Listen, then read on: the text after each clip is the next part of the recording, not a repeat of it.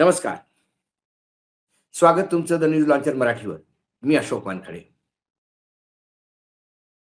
काल मतदान संपल्या-संपल्या एक्झिट पोलची पूर आला आणि एक्झिट पोलच्या पुरामध्ये भाजपाचा भांगडा सुरू झाला.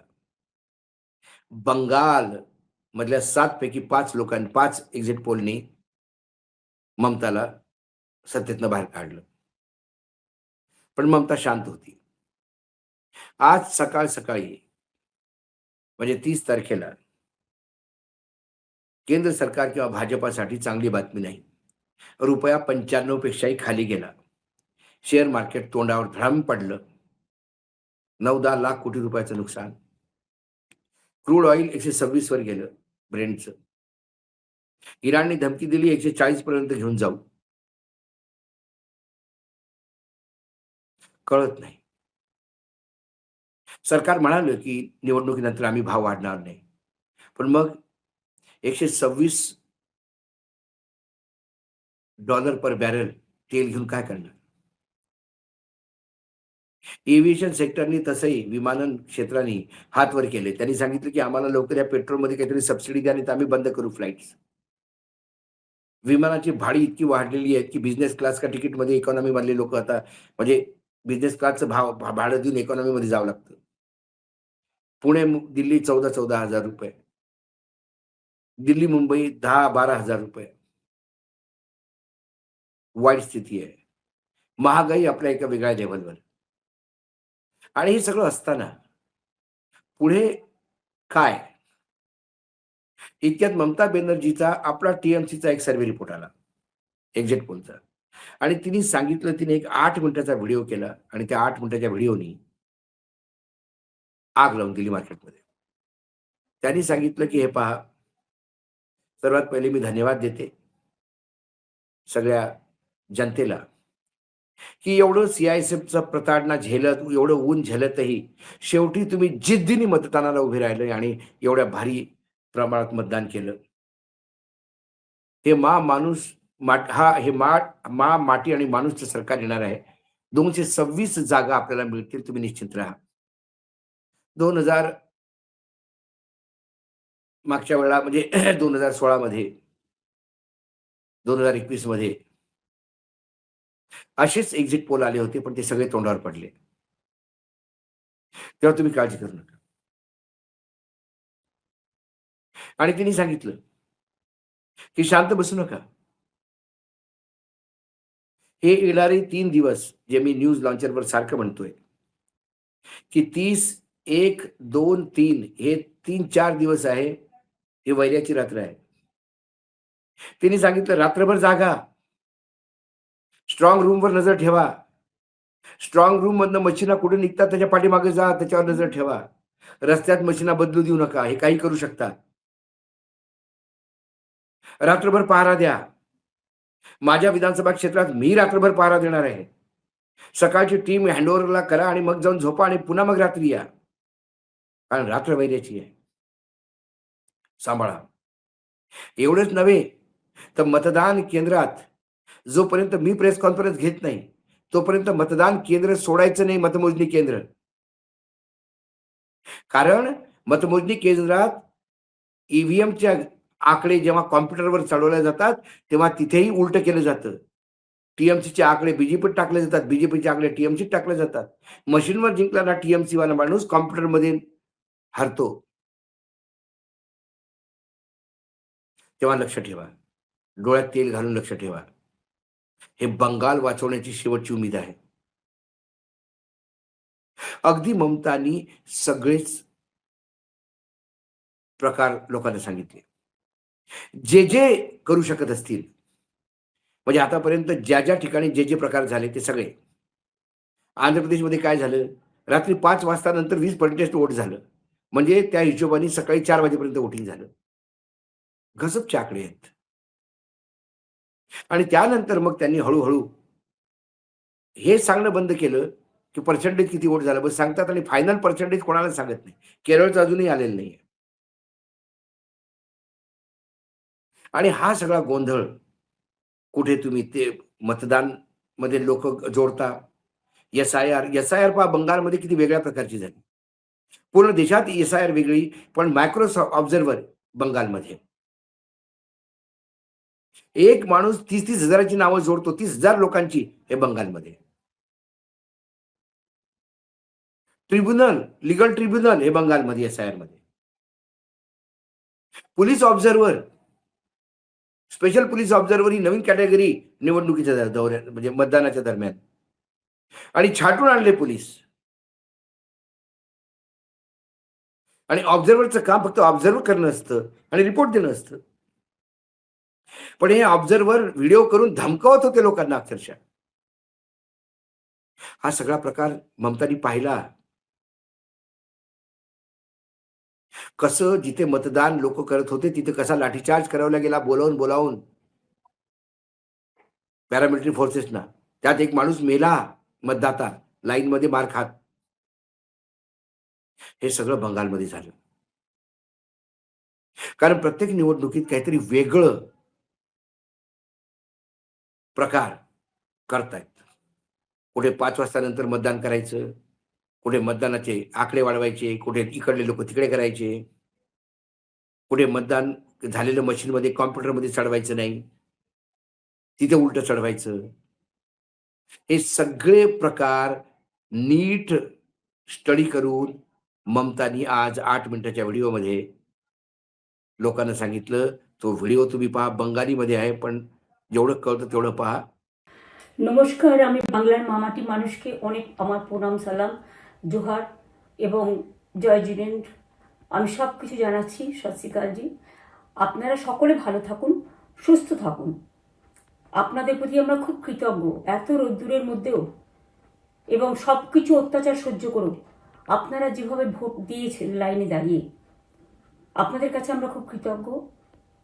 আমি আমার কর্মীদের কাছেও খুব কৃতজ্ঞ, যারা জীবনপণ লড়াই করে অনেক অত্যাচার সহ্য করে সেন্ট্রাল ফোর্স এবং এখানকার ফোর্স সবার যৌথ অত্যাচার সহ্য করেও টোটাল সমস্ত machinery government of India, prime minister, home minister থেকে শুরু করে পুরো গভর্নমেন্ট অফ ইন্ডিয়া এবং 19টা রাজ্যের বিজেপি নেতাদের এবং অর্থ ভাণ্ডার, শক্তির ভাণ্ডার, বন্দুকের ভাণ্ডার নিয়ে যারা বাংলার মানুষকে জব্দ করতে চেয়েছিলেন, জব্দ তারা কিন্তু ভোট বাক্সে হয়ে গেছে। আমি আপনাদের নিশ্চিন্ত করে বলতে চাই, যেটা টিভিতে দেখাচ্ছে এটা বিজেপি অফিস থেকে কালকে বেলা 1:08 সার্কুলেট করেছে এবং টাকা দিয়ে বলেছে যাতে এটা দেখানো হয়। তার কারণ হচ্ছে আমার কাছে স্পেসিফিক ইনফরমেশন এসছে 1:08 আমি কোনো একটা প্রেস মিডিয়ার থ্রুতে পেয়েছি এবং সেই ইনফরমেশনে দেখা যাচ্ছে তারা পরিষ্কার বলছে ফোর্সফুলি তোমায় করতে হবে, এটা তোমাকে এর মধ্যে যাওয়া যাবে না। কারণটা আসলে জানেন আপনারা, আমরা 230ও পেয়ে যেতে পারি, 226 ক্রস করবো 2026-এ। মানুষ যে বিপুলভাবে ভোট দিয়েছে আমার তাদের প্রতি পুরো ভরসা, বিশ্বাস, আস্থা আছে। এবং ওরা কালকে এটা করিয়েছে প্রেসকে দিয়ে, তার কারণ গদি মিডিয়াকে দিয়ে, তার কারণ হচ্ছে ওরা তো আপনারা জানেন ইডি, সিবিআই, ইনকাম ট্যাক্স সবাইকেই চমকায় এবং সেন্ট্রাল ফোর্স যে ব্যবহার কাল করেছে এবং তাতে যে নতুন পুলিশগুলো অ্যাপয়েন্টমেন্ট হয়েছিল যারা আমার হাতে ছিল না, তারা ভীষণ মেয়েদের মেরেছে, বাচ্চাদের মেরেছে। যে ভদ্রলোক উদয়নারায়ণপুরে ভোট দিতে গিয়ে মারা গিয়েছে, আমি তার শোকাহত পরিবারকে সমবেদনা জানাবার ভাষা আমার নেই, কিন্তু পরিবারটার পাশে আমরা থাকব। এবং যে তৃণমূল কংগ্রেস কর্মীরা এমনকি সাংবাদিকদেরও মেরেছে, আমি যেখানে ছিলাম ভবানীপুরে চক্রবেড়িয়ায়, আমি বাচ্চাদেরও মেরেছে, মহিলাদেরও মেরেছে, একতরফা মেরেছেন। যাদের তৃণমূল কংগ্রেসরা জীবন দিয়ে লড়াই করেছেন, মার খেয়েছেন, তবুও তারা এলাকা ছেড়ে যাননি। অনেককে ইচ্ছে করে অ্যারেস্টও করা হয়েছে যাতে তারা এজেন্ট হিসেবে কাজ করতে না পারে।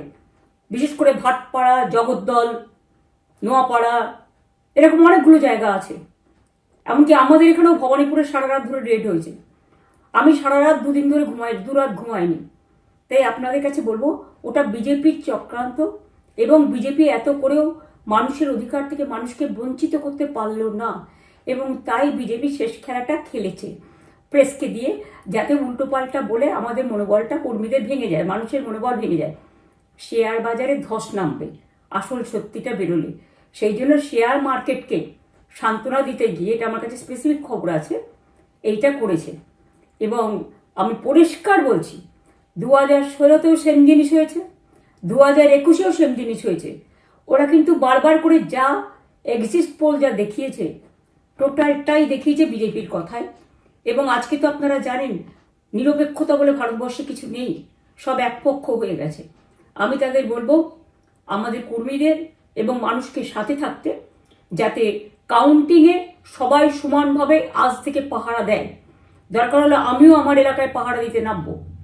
এবং আমি সব 294টের কেন্দ্রে, 294টা তৃণমূল প্রার্থী, দার্জিলিংয়েও যে 2টো প্রার্থী আছে অনেকদের, আমাদের সাথে জোট আছে, সবাইকে বলবো নিজেরা ক্যান্ডিডেটরা পাহারা দিন।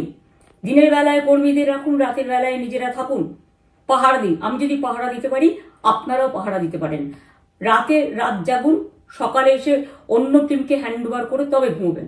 তার কারণ এই সময় ওরা ইভিএম মেশিন যখন কাউন্টিং হল থেকে, যখন মানে যেখানে স্টোর করা হয়েছে সেখান থেকে যখন কাউন্টিং হলে নিয়ে যাবে, তখন কিন্তু মেশিন বদলে দেওয়ার সম্ভাবনা ওরা প্ল্যান করেছে।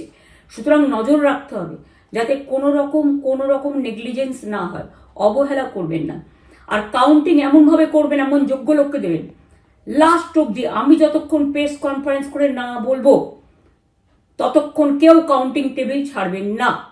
এবং মনে রাখবেন যে টেবিলে যেটা কাউন্ট হয় তারপরে ওরা কম্পিউটারে আপলোড করার সময় সেটাকে চেঞ্জ করে দেয়। মানে আমাদেরটা দিয়ে দেয় বিজেপিকে, বিজেপিটা দিয়ে দেয় আমাদের। সেদিকেও নজর দিন, সতর্ক থাকুন। এবং আমি নিজেও কাউন্টিং হলে হানা দেবো, কারণ আমি অ্যাজ এ ক্যান্ডিডেট যেতেই পারি, সেরকম সব ক্যান্ডিডেট বসে থাকবেন। যখন দেখবেন আপনাকে ওয়াশরুমে যেতে হবে বা আপনাকে খাবার খেতে যেতে হবে, একদম স্ট্রেট মনে রাখবেন একজনকে বসিয়ে বিশ্বস্ত, যাতে যাকে কেউ টাকা দিয়ে কিনতে না পারে, তবেই যাবেন, তাছাড়া যাবেন না, তাও 2 মিনিটের জন্য। এত কষ্ট করেছেন, এইটুকু কষ্ট কিন্তু করতে হবে বাংলা মায়ের জন্য, বাংলার মানুষকে বাঁচানোর জন্য, বাংলার মানুষের অধিকার রক্ষার জন্য। আর একটা কথা বলি, সবাই শান্ত থাকবেন, সংযত থাকবেন, দিদির প্রতি ভরসা রাখুন, বাংলার মানুষের প্রতি ভরসা রাখুন। আমাদের মামাটি মানুষের সরকারই আমরা গঠন করছি এবং করব। নিশ্চিন্তে থাকুন, নিশ্চিন্তে শান্তভাবে সংযতভাবে থাকুন। ওরা হামলা করলেও আপনারা এক্ষুনি হামলাতে যাবেন না। আমি জানি কালো বেহালাতে অনেক মারধর করেছে, রাতের বেলায় অনেক জায়গায় অত্যাচার করেছে। ভাঙড়ে আমার কর্মীদের যেভাবে পেটানো হয়েছে, রক্তাক্ত করা হয়েছে, এর জবাব ওদের দিতেই হবে আগামী দিন। এর জন্য আমরা ব্যবস্থা করব, আপনাদের আইন হাতে তুলে নেওয়ার দরকার নেই।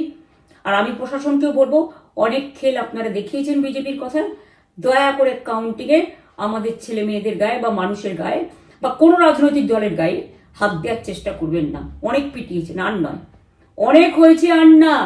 বাংলা আপনাদের নয়, বাংলার মামাটি মানুষ বাংলার দখলে। বাংলারা বহিরাগতদের সমর্থন করে না। বিজেপির নিজস্ব এজেন্ট নেই কোনো বুথে, সেই জন্য বিজেপি কি করেছে, সেন্ট্রাল ফোর্সকে কাজে লাগিয়ে ওরা ওদের এজেন্ট হিসেবে কাজ করেছে। এবং অমিত শাহ ডাইরেক্ট ইন্টারফেয়ারেন্সে, এটা করা যায় না। এবং প্রধানমন্ত্রী কালকে 4:30টার সময় ভোট চলাকালীন বললেন কি করে, টোটাল বাংলাটা ওনার, উনি বাংলাকে চেনেন, বাংলার মাটি চেনেন, রবীন্দ্র নজরুলকে চেনেন, নেতাজিকে চেনেন, গান্ধীজিকে চেনেন, রাজা রামমোহন রায়, বিদ্যাসাগরদের চেনেন, কাউকে চেনে না। শুধুমাত্র কানে কানে কথা বলো আর মিথ্যে কথা বলে যাও, অপপ্রচার করে যাও। টাকার ভান্ডার নিয়ে কাউকে খামে করে 3,000 টাকা করে দিয়েছে, তাই সে খবরও আমার আছে। আর ভান্ডারের নামে টাকা দিয়েছে, যারা টাকা নিয়েছেন তারা খুব ভুল করেছেন। তবু মনে রাখবেন, আমরা নিশ্চয়ই আপনাদের ভুল বুঝব না। ভোট যাকেই দিয়ে থাকুন, অর্থের বিনিময়ে ভোট দেওয়াটা ঠিক নয়, কিন্তু আমার বিশ্বাস আছে আপনারা সঠিক দায়িত্ব পালন করেছেন আগামী দিন আপনাদের অধিকার রক্ষার জন্য। আমি নিশ্চিন্ত করে বলে যাচ্ছি, মামাটি মানুষ জিন্দাবাদ, মামাটি মানুষ ধন্যবাদ, তৃণমূল কংগ্রেস ধন্যবাদ, তৃণমূল কংগ্রেস জিন্দাবাদ, ঝোড়া ফুল জিন্দাবাদ। এবং জয় বাংলা, বাংলার জয় হবেই, বাংলা করবে জয়, বাংলার মা করবে জয়, আম্মা করবে জয়, মাদার করবে জয়, বাংলার মা মাটি মানুষের হবে জয়। এটুকু বিশ্বাস আপনারা আমার প্রতি রাখতে পারেন। তাই ইভিএম মেশিন অ্যান্ড কাউন্টিং, ক্যান্ডিডেটরা নিজেরা একটু মাঠে নামুন। আমি যদি 3 রাত জেগে গার্ড করবার জন্য আমাদের রাতে অনেক অত্যাচার করেছে কর্মীদের। আমি যদি পুরো রাত জেগে সকালে ইলেকশনে বেরোতে পারি, আমি 1 মাস 10 দিন কাজ করে এই রোদ্দুরের মধ্যে 50 লু নিয়ে সমস্ত সাউথবঙ্গের দেয়ালগুলো, বিশেষ করে সাউথবঙ্গের জায়গাগুলো যে গরম ছিল, আর মানুষ যেভাবে রোদ্দুরে দাঁড়িয়ে ভোট দিয়েছেন, সবাই অত্যাচারিত হয়েছেন। এক তো এসআইআর এর অত্যাচার, এক হচ্ছে সেন্ট্রাল ফোর্সের অত্যাচার। এই অত্যাচারের বিরুদ্ধে মানুষ রায় দিয়েছেন। বিজেপি যতই ভাবুন, ভেবেই বসে থাকুন, আর যতই অপপ্রচার করুন, মনে রাখবেন জবাব পাবেন 4 তারিখে সন্ধ্যের মধ্যে। অপেক্ষা করুন। নমস্কার, ভালো থাকবেন। অনেক অনেক জয় হিন্দ, জয় बांगला। ही होती ममता बॅनर्जी. आणि खरोखरच रस्त्यावर कसं लढायचं हे ममताने दाखवून दिलं. निवडणुकी कशा लढतात हे ममताने दाखवून दिलं. त्यामुळे बंगालच्या निवडणुकीचे निर्णय या देशाचं भविष्य तय करतील, असं आम्ही सारखं म्हणतो. आज न्यूज लॉन्चर मराठीमध्ये एवढंच. पुन्हा येतो काही विषयासोबत. नमस्कार. पाहत रहा न्यूज लॉन्चर मराठी.